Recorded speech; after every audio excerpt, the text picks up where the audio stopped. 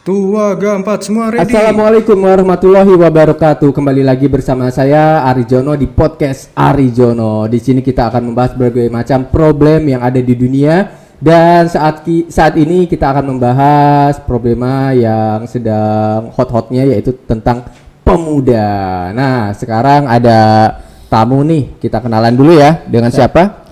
Saya Willy. Oke, Om Willy. Nah, Om Willy, pemuda. Menurut Om Willy, pemuda itu apa sih dan bagaimana? Pemuda itu kuat, cepat, dan tepat. Oke, cukup singkat, tapi kita nanti akan menjelaskan secara terperinci. Oke, jangan kemana-mana ya. Cikido.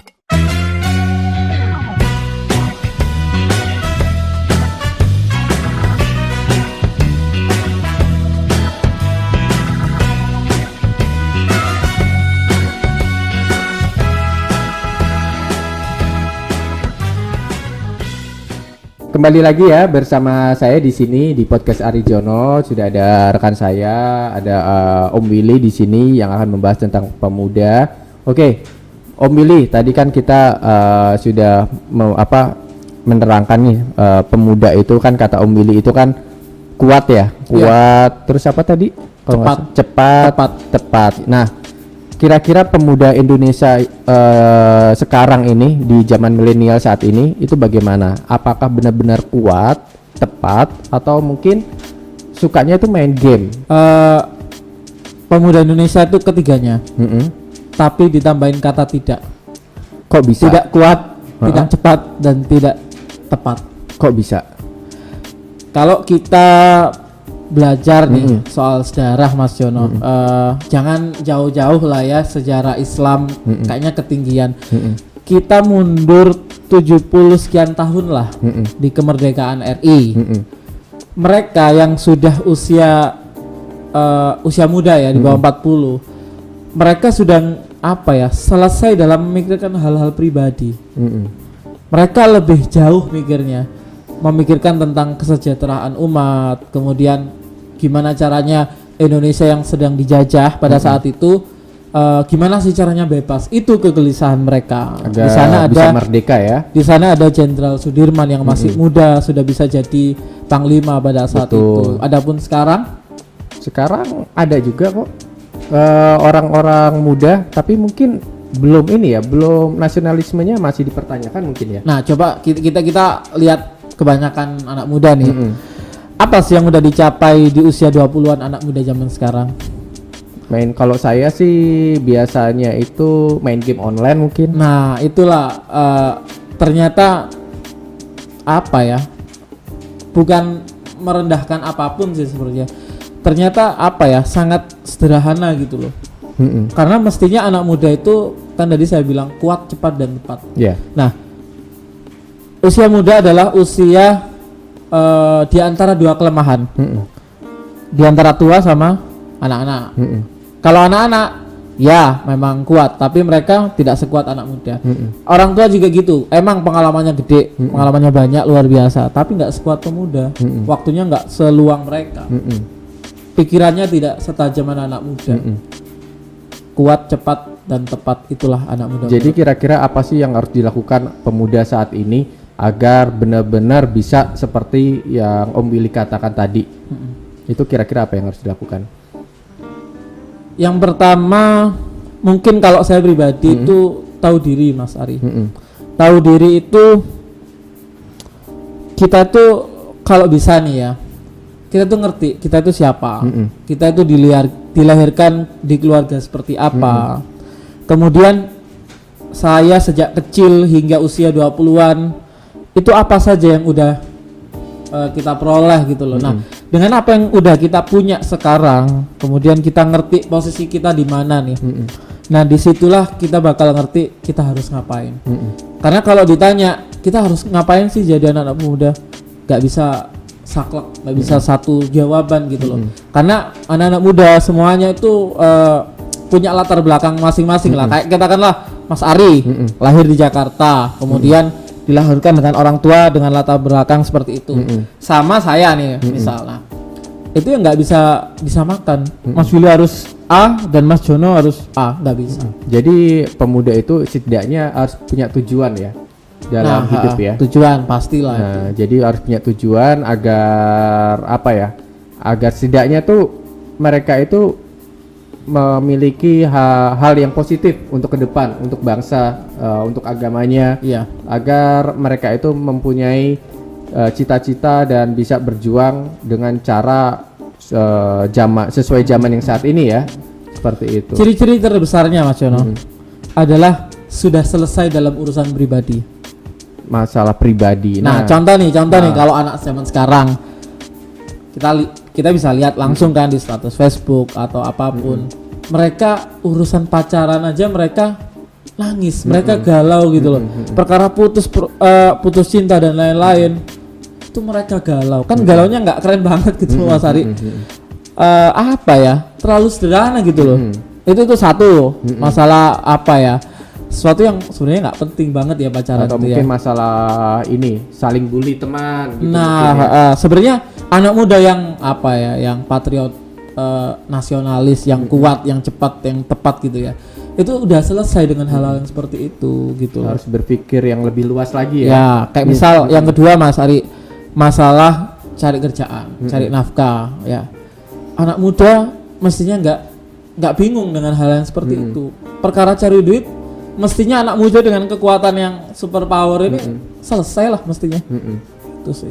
Oke, mantap banget ya. Jadi udah awal-awal mulai panas nih.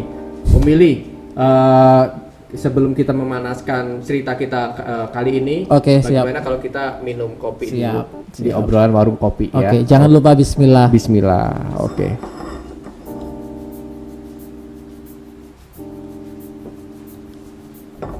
Gimana Willy? Udah mulai semangat lagi? Pasti dong. Oke. Anak muda harus semangat kapan Merdeka. Iya, siap. Kalau zaman dulu ya, anak-anak muda zaman dulu atau pemuda-pemuda dulu itu selalu mengucapkan kata merdeka, Allahu Akbar. Jadi dengan penuh semangat, sehingga memunculkan semangat-semangat baru dan patriotik, dan akhirnya bisa mengusir penjajah ya. Mungkin kalau tidak ada kata merdeka atau Allahu Akbar, mungkin kita tidak ada kata-kata semangat. Iya. Nah, padahal kalau kita tahu maknanya, Allahu Akbar itu sangat luas sekali, sangat luas. Memberikan kita semangat untuk berjuang ya, Iya. tentunya seperti itu. Kalau boleh nambahin, ada ulama namanya Al-Imam Hasan Al-Basri, pernah suatu saat sholat baru takbir itu udah semaput, apa ya bahasa Indonesia semaput itu, pingsan. Itu karena ya namanya juga ulama ya, beliau tahu maknanya sehingga dia merasa jangan-jangan ketika di luar sholat saya masih merasa lebih besar daripada Tuhan, daripada orang lain. Dia pernah sombong ketika dia pingsan pada saat itu. Nah, kira-kira Om Willy pernah meninggalkan sholat atau insya Allah selalu selalu mengerjakan sholat dengan. Kalau ngomongin sholat ini apa ya? Jadi pengen cerita nih Mas Jono. Kenapa tuh? Jadi aja kita di sini tuh. Oke, nggak apa-apa ya. Oke. Obrolan warung kopi ini bebas kok untuk bercerita. Siap. Jadi dulu tuh semasa muda, ketika hijrah ya, istilahnya hijrah sekarang ya. Nah, dulu tuh nggak rajin ibadah, nggak pernah ngaji, nggak pernah belajar istilahnya. Kemudian hijrah, kenal orang-orang yang mengajari saya. Kemudian akhirnya saya bertemu banyak orang yang agamis hingga orang-orang yang nggak begitu agamis. Kemudian di situ saya diajak ngobrol masalah ketuhanan nih, pernah nih masalah teologis.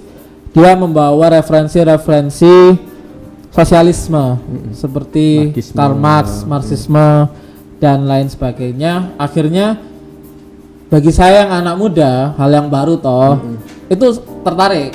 Nah, kemudian saya baca literasinya sampai mereka menawarkan buku-buku yang tebelnya luar biasa. Tahu dong, tokoh mereka kan yang terkenal di kalangan mahasiswa itu kan biasanya Che Guevara. Ya. Nah, itu kan salah satu kalangan sosialis. Ya. Dan menurut mereka itu idola mereka lah, seperti itu. Ya, mereka itu sosialis tapi ya secara tidak langsung kita terdoktrin ya, kayak gitu. Secara singkat yang saya dapatkan pada saat itu adalah bahwa agama yang ada di kehidupan ini itu hanyalah alat ya, karena ada quote agama adalah candu, agama dimanfaatin oleh para penguasa. Nah, di situ saya mulai ragu. Kemudian baca lagi tentang Tuhan itu ada nggak sih sebenarnya. Kemudian cari lagi sampai pada titik saya nggak yakin sama Tuhan. Kok bisa? Tapi ujung-ujungnya senang karena kejadian itu. Karena hati kita lebih mantap, bukan karena orang lain kita berislam, tapi karena kita menemukannya sendiri. Nah, singkatnya sampai seminggu nggak mau ibadah. Seminggu. Oh, belum sholat nggak. Berarti nggak nyampe setahun gitu. Nggak sampai seminggu aja untungnya. Seminggu itu benar-benar menganggap Allah itu nggak ada. Oh, berarti Tuhan udah itu nggak masuk ada. ateis ya? Atau ya ateis tidak kan bertuhan tidak, ya. Nah, kemudian akhirnya tetap baca. Yang penting itu sebenarnya ateis bentar itu nggak ada masalah. Yang penting yang nggak boleh itu berhenti belajar. Jangan sampai kita itu berhenti belajar. Akhirnya saya belajar terus. Kemudian nemu ayat di Al-Baqarah. Qul in kuntum fi raibim mimma nazzalna 'alaiha fa'tu bi surah. Kalau kata teolog ya, orang ahli kristologi, ini adalah uji kepalsuan Al-Quran. Kalau misalnya ada non muslim yang ingin membuktikan Al-Quran ini salah, sebenarnya gampang aja. Cari ayat janji Al-Quran, patahin ayat itu, selesai Al-Quran salah. Nah, di ayat itu Al-Baqarah dijelaskan bahwa dulu itu Rasulullah ada yang menuduh bahwa Al-Quran itu buatan manusia. Nah, kemudian dibantah sama Allah langsung, kalau memang kamu masih ragu dengan Al-Quran ini, bahwa Al-Quran ini wahyu bukan dari Rasulullah, buatlah satu surat semisalnya. Nah, sampai saat ini akhirnya saya ketahui, saya cari tahu lah istilahnya, itu belum ada sampai sekarang yang bisa mematahkan tantangan ini gitu loh. Membuat surat semacam surat dalam Al-Quran. Adapun dulu Musailamah Al-Kadzab ya, musuhnya Rasulullah pada saat itu, pernah mencoba tantangan ini, kalau nggak salah surat Qadha namanya. Karena di dalam Al-Quran kan ada Al-Fil, surat gajah. Nah, itu nyoba niru nih. Kemudian artinya itu, arti surat yang dibikin sama si Al-Kadzab ini itu sangat nggak make sense, nggak masuk akal. Kemudian nggak mempunyai makna yang tinggi, nggak sedalam Al-Quran, yang akhirnya sampai hingga kini belum ada yang bisa matahin ayat ini.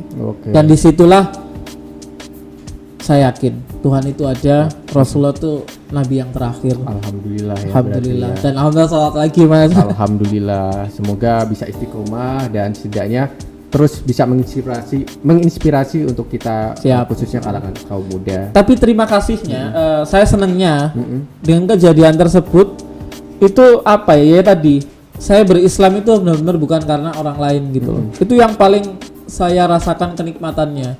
Karena kan banyak kita itu Islam KTP, Islam turunan, kalau nggak sholat takut dikatain tetangga. Nah itu saya nggak senang kalau kayak gitu tuh. Saya maunya benar-benar dari hati yakin ini yang aku lakukan. Nah, tadi kan saya juga tertarik nih tadi Al-Quran itu kan banyak orang yang bohong nih, Al-Quran ini buatan manusia nih, Al-Quran ini palsu atau gimana. Nah, saya tertarik karena di Instagram ini kan sekarang kan lagi viral ya tentang saudara-saudara kita di Palestina di sana ya. Bahkan ada orang yang bilang di Instagram itu ya, kalau misalkan Al-Quran itu palsu, gampang kok mematahkannya. Ya udah, Israel itu Zionis ini damai aja gitu. Ya, itu ada dalam Al-Quran. Tidak usah membuat kerusakan. Tetapi ternyata Quran itu sudah memberikan clue, ternyata mereka tidak mematuhinya. Kayak gitu. Sebenarnya kan gampang ya untuk mematahkan Quran itu benar atau salahnya ya. Itu juga termasuk ini Mas Ari, sorry saya potong. Itu juga termasuk ayat yang bisa digunakan untuk uji kesalahan Al-Quran. Betul. Kan disebutkan dalam ayat tersebut bahwa intinya Nasrani itu lebih dekat sama Islam. Adapun Israel itu pasti nggak pernah damai sampai kapanpun. Nah, kalau emang mau apa namanya, mau Al-Quran ini salah, Masuk. damai aja kan gitu. Selesai berarti. Selesai. Al-Quran salah palsu, pasti. gitu. Ya. Ternyata enggak kan? Mereka sudah dikasih clue. Nah, Ternyata mereka nggak mau mengikuti. Ternyata mereka tetap. Mas Arif punya nggak teman-teman yang ateis gitu? Oh banyak. Contohnya Maksudnya nggak apa? banyak ya. Ada gitu ada, ya? gitu. Oke. Maksudnya ada sih teman. Sambil minum ya Mas Boleh, Arif. boleh. Siap. Jadi ada nih Om Willy. Jadi ada teman saya itu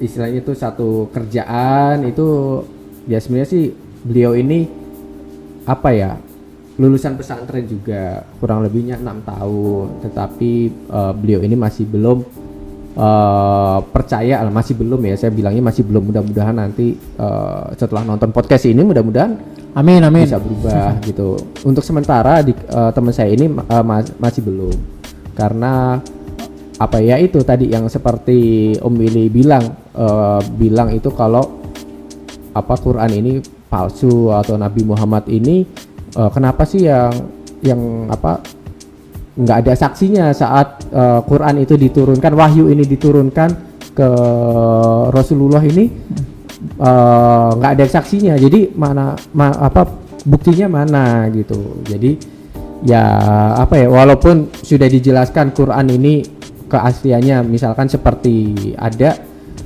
kejadian kayak misalkan kan ada di lautan mana gitu, pokoknya kan air tawar dan air laut itu yaltaqiyan ar-Rahman, air menyatu yang ya. berbeda itu menyatu. Nah, padahal itu kan kalau secara nalar sendiri kan nggak mungkin kan, ya. tapi di Quran disebutkan dan ternyata terbukti seperti Nah, itu. kalau mau narik kesimpulannya Mas Hari, anak-anak muda di kampus itu biasanya mereka mulai aktif critical thinkingnya terhadap Tuhan yang disembah. Itu banyak macam-macam. Saya juga punya dosen yang punya keluhan yang sama. Beliau dosen agama, kemudian banyak pertanyaan-pertanyaan yang ngaco istilahnya, yang sebenarnya dan akhirnya nggak dijawab sama dosen saya. Karena kenapa? Agama Islam itu bukan agama yang mudah untuk bukan apa ya? Terkadang kan surat yang pertama diturunkan itu kan Iqra ya. Nah, kalau emang kita mau tahu kebenaran, itu jangan banyak tanya, tapi banyak belajar. Karena ketika kita banyak belajar, banyak baca, dengan sendirinya kita nanti pasti tahu jawabannya. Misal nih, kita ngumpul anak-anak yang baru-baru, maba-maba yang punya pertanyaan anak-anak itu biasanya banyak. Nah, Allah tuh nggak kelihatan apa yang disembahkan gitu. Hal-hal seperti itu, pertanyaan-pertanyaan seperti itu, kalau dikumpulin. Kemudian kalau kita mau belajar Al-Quran benar-benar nih, kita mau baca, kita mau jujur melapangkan hati kita, itu semuanya pasti terjawab kok. Nah, masalahnya mereka itu ya namanya masih apa ya, ABG ya.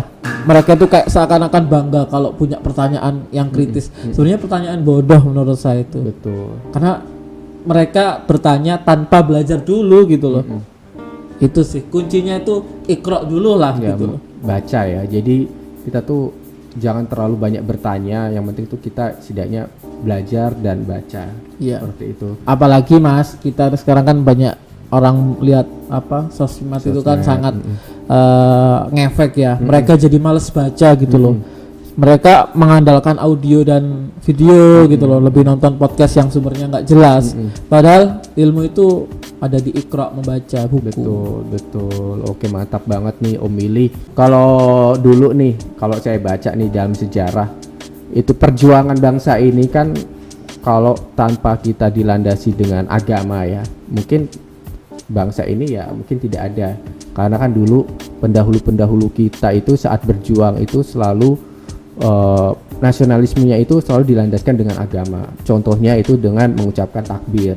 Mungkin kalau tidak ada takbir, kita sulit untuk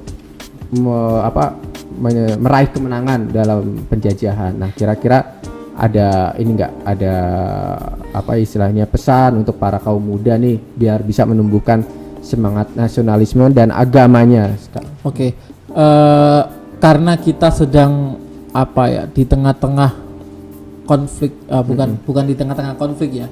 waktunya sekarang momennya adalah saudara-saudara kita di Palestina sana itu sedang mendapatkan ujian, di sana ada konflik dan apapun isu yang beredar, ya ada yang bilang politik lah, ada yang bilang ini itu, realitanya kita udah hidup di media yang nggak karuan gitu loh. Nah, banyak ya macam-macam ya respon terhadap Palestina. Nah, mungkin kalau ditarik pertanyaan besarnya, anak muda itu harus ngapain ketika melihat saudaranya seperti itu. Nah, sebenarnya ini momen Mas Ari, momen yang sangat apa ya, golden moment lah istilahnya, momen emas buat anak muda itu lompat gitu loh, dari yang 3 menuju 7 atau 10. Karena konfliknya udah terlalu jelas. Yang pertama, kita mesti ambil sikap.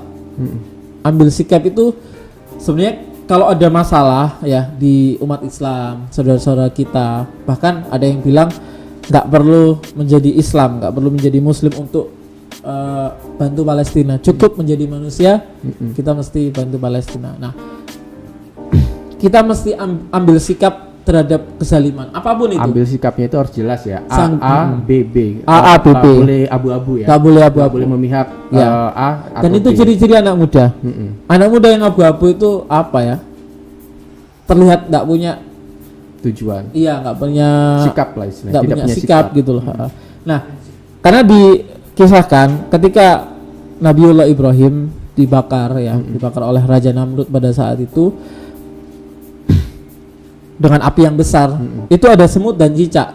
Ya, secara singkat, yang semut itu berusaha membawa air untuk memadamkan api, yang mana itu nggak mungkin karena apinya terlalu gede. Dan yang satu adalah cicak yang berusaha meniup agar tetap nyala. Dan itu ya nggak mungkin juga, masa sih cicak itu bisa niup sekencang itu.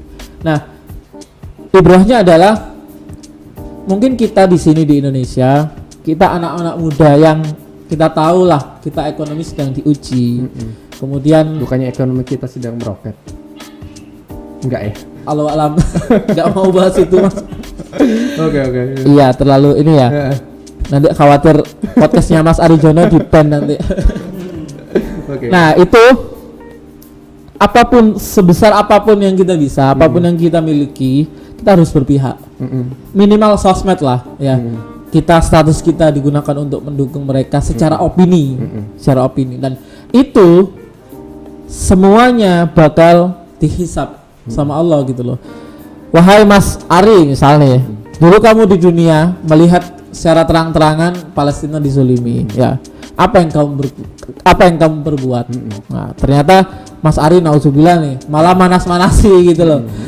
Akhirnya ya Allah alam, hisapnya nanti terserah Allah kan gitu. Nah, intinya semuanya bakal dipertanyakan. Kita pihak A atau B.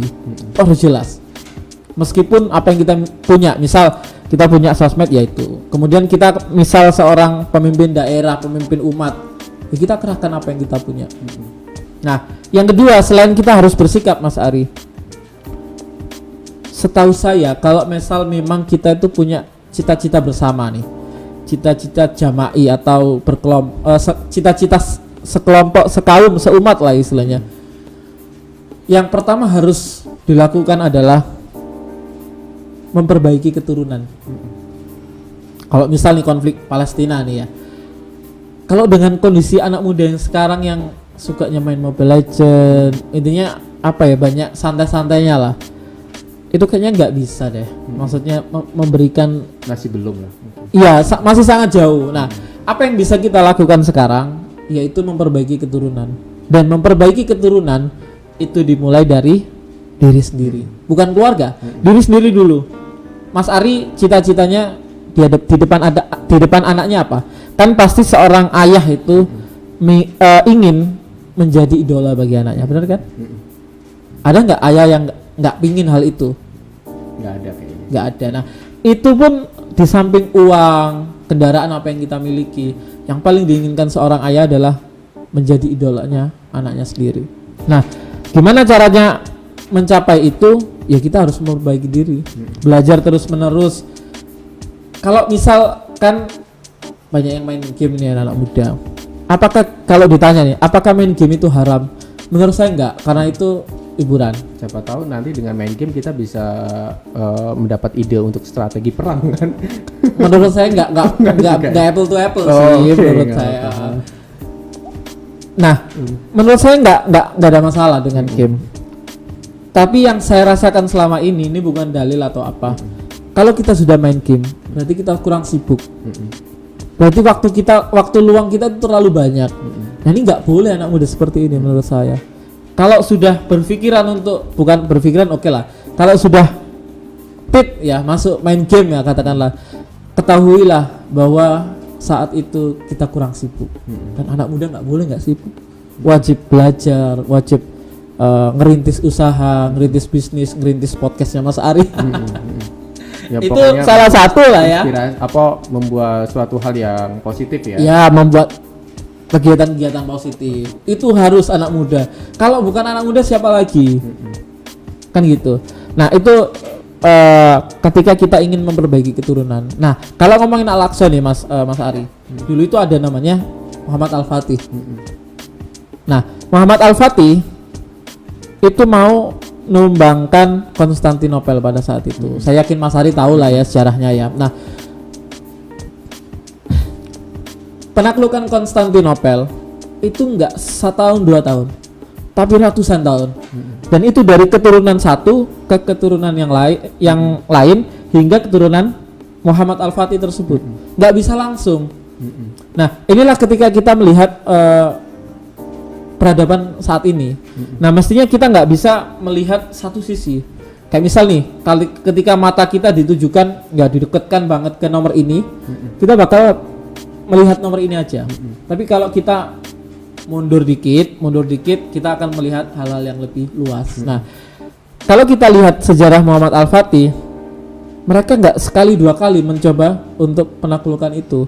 Mereka menaklukkan itu dengan generasi, memperbaiki generasi. Generasi 1 memperbaiki generasi kedua, dan makin kesini makin baik. Sebagaimana kita tahu Muhammad Al-Fatih, betapa cerdasnya beliau, betapa kuatnya, masih usia 21 loh Mas Ari, udah bebasin suatu imperium besar pada saat itu. Kalau sekarang kan bebasin Tower Mobile Legend kan. Nah, itu satu Al-Fatih dengan generasi Mas Ari. Yang kedua adalah Salahuddin Al-Ayyubi yang pertama kali membebaskan Palestina. Nah, itu kalau kita berbicara pembebasan ya, istilahnya hal-hal yang gede gitu ya, pasti kita nggak bisa lepaskan yang namanya juga bimbingan orang tua. Yang mana orang tuanya Salahuddin Al-Ayyubi namanya Najmuddin Al-Ayyubi. Kalau kita bahas sejarah Salahuddin Al-Ayyubi, nggak boleh lepas dari sejarah gimana caranya Najmuddin itu membentuk si Salahuddin Al-Ayyubi itu sih. Nah, kita kalau sekarang nggak usah banyak debat, kan kita suka banyak debat kan. Kayak misal kita Palestina, siapa yang menang, siapa yang salah, siapa yang benar. Kita itu nggak ada kapasitas gitu loh Mas Ari untuk ngobrolin itu. Kita ini ngerti apa? Mestinya kita banyakin belajar, kurangin debat. Kalau anak muda bisa seperti itu, beberapa tahun ke depan bisa melahirkan generasi-generasi yang lebih baik. Itu yang kedua. Nah, yang ketiga, selain apa tadi Mas? Yang pertama mengambil sikap. Kemudian yang kedua adalah memperbaiki keturunan dengan cara jadi diri sendiri dulu. Yang ketiga adalah berbuat apa yang kita mampu. Kalau kita misal ada di suatu pergerakan nih, kemudian ngadain bukan demo ya, mestinya aksi ya istilahnya, untuk menyuarakan kebenaran, entah seperti tadi pagi Koka Muhammadiyah ke Dewan Perwakilan Rakyat Jawa Timur, itu adalah bentuk bahwa kita bersuara. Itu sih Mas Ari. Tapi bukannya kalau dari dulu sampai sekarang kalau saya lihat itu diplomasi itu nggak efektif ya. Dan saya baca sendiri ya, saya baca di Quran itu untuk membebaskan Palestina itu bukan dengan diplomasi sih sebenarnya. Itu kan di akhir itu kan tertulis jelas bahwa ya dengan perang ya. Mohon maaf nih ya, Tapi itu yang saya baca itu bukan dengan diplomasi. Kata-kata diplomasi itu saya cari dengan sedetail mungkin nggak ada gitu. Jadi yang terakhir itu yang saya lihat itu ya perang. Suatu saat itu nanti kita akan melakukan itu dengan cara perang, tapi nggak tahu ini perangnya itu secara damai atau gimana sih. Nah ini sudah masuk agak berat ini. Nah kalau saya pribadi Mas Ari ya, memang ulama itu mempunyai dua pendapat. Yang satu hijrah, yang satu perang. Nah menurut saya itu benar, semuanya benar. Karena kenapa? Allah membenarkan ulama yang berijtihad. Jadi misal nih ada Syekh Al-Albani yang menyuruh hijrah. Syekh Al-Albani adalah ulama yang kita pun nggak pantas untuk mengkritik beliau. Dan beliau juga pernah terjun ke lapangan ke Palestina langsung. Beliau melihat kondisi langsung. Nah, apakah kita bisa salahkan beliau? Siapa kita? Kita baca berapa buku dibanding beliau, di mana beliau menghabiskan waktunya untuk di perpustakaan. Itu kalau saya pribadi sih gitu. Yang kedua, untuk jihad qital atau perang. Nah, sangat banyak ulama yang mendukung itu. Dan sekali lagi beliau adalah ulama. Siapa kita yang mencela beliau kan seperti itu. Allah saja ketika ulama berpendapat dengan ijtihad yang ikhlas karena Allah aja membenarkan keduanya kok. Kenapa kita harus repot dengan hal itu? Mending kembali lagi ke memperbaiki diri sendiri untuk menambah keilmuan kita. Karena kalau saya pribadi nih, saya masih lulusan Mahat Umar, saya belum ulama yang tinggi, saya belum berani menyalahkan siapapun. Yang mana Allah pun nggak menyalahkan mereka berdua. Itu sih Mas Ali. Oke, mantap banget ya pembahasan kali ini. Ada kata-kata ini enggak? Kata-kata terakhir mungkin untuk teman-teman netizen biar lebih semangat lagi mungkin. Semangat untuk anak muda itu sebenarnya banyak sekali Mas Ari. Karena saya juga kebetulan ketua forum koordinator pengembangan remaja Masjid Muhammadiyah se-Sidoarjo.